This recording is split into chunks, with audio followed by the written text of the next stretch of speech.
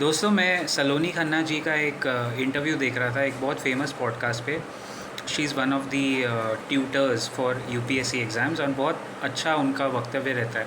वहाँ से एक चीज़ मैंने पिक आउट की और मैं आपको बताना चाहूँगा। This actually signifies the reality of make in India and what ever rhetoric that you keep hearing. एक हरियाणा का मतलब छोटा वेंडर है, मुर्गियां हैं उसके पास, और वो आई एम श्योर एग्स और बाकी बिजनेसेस में होगा, पोल्ट्री के बिज़नेस में होगा।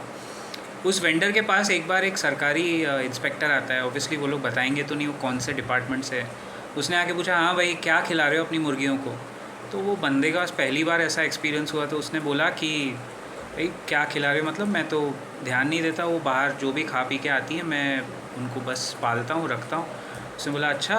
इंस्पेक्टर ने बोला ऐसा कर रहे हो आप, चलो मैं फूड इंस्पेक्टर हूँ और अभी चलो फ़ाइन भरो, लाइसेंस दिखाओ, फ़ाइन भरो। गया 6 महीने बाद उसी बंदे के पास एक दूसरा इंस्पेक्टर आता है। वो बोला हाँ भाई क्या खिला रहे हो अपनी मुर्गियों को। तो वो हरियाणा वाला वेंडर बोला भाई अभी ऐसा, उसको पहले का एक्सपीरियंस याद था। तो वो बोला देखो ऐसा है कि मैं काजू बादाम खिलाता हूँ इनको, हमारे काजू बादाम ना यूएई से, दुबई से और मिडल ईस्ट से मंगाते हैं, वो खिलाता हूँ अच्छे वाले एकदम। तो वो इंस्पेक्टर अटक गया, बोला अच्छा बहुत पैसा कमा रहे हो, दिखाओ अपना बैलेंस शीट, बही खाता दिखाओ, पीएनएल वगैरह दिखाओ, मैं इनकम टैक्स डिपार्टमेंट से हूँ, आपने टैक्स नहीं भरा है, टैक्स का भुगतान नहीं किया है, जीएसटी नहीं दिया है, तो ये सब आपको करना पड़ेगा, फ़ाइन भरो और ये सब हमें दे दो। अब 2 बार ऐसा हो गया, 1 साल में ये बंदा परेशान हो गया, हरियाणा वाला अपना छोटा बिजनेस ओनर। तीसरी बार उसके पास वापस एक अगेन 6 महीने में तीसरी बार एक और इंस्पेक्टर आया, हाँ भाई क्या खिलाते हो अपनी मुर्गियों को। तो तीसरी बार तक वो बंदा पक्का हो गया था, उसको समझ आ गया था कि यहाँ कैसे अपने को बिज़नेस करना है। तो तीसरी बार जब ऐसा हुआ तो उस वेंडर ने बोला देखो भाई मैं मुर्गियों को 20-20 रुपए दे के बाहर रोज़ भेज देता हूँ, उनको बोलता हूँ जो समझ में आ जाए वो जाके खा लो। ये जोक था, लेकिन this shows you the reality of GST. Popcorn अगर आपका नमक वाला है, बिना नमक है तो 5%, नमक है तो वो उस आइटम में जाएगा 5, 12 और 18% है कब, जब कैरमल।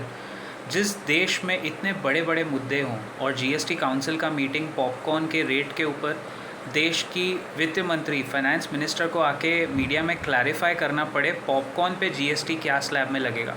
आप इमेजिन कर रहे हो उस देश में बिज़नेस करना कितना आसान या कितना मुश्किल होगा एक छोटे वेंडर के लिए। मैं बार बार कह रहा हूँ small and medium enterprises. That's why I think one nation one whatever is a good idea, but we need simplification in slabs।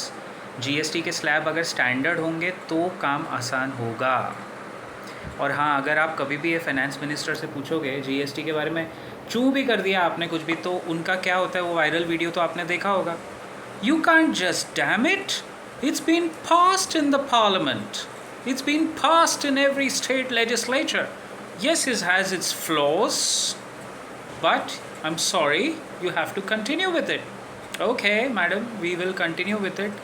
आप करते जाओ पॉपकॉर्न पे पॉपकॉर्न, हम भरते जाते हैं जीएसटी पे जीएसटी, है ना।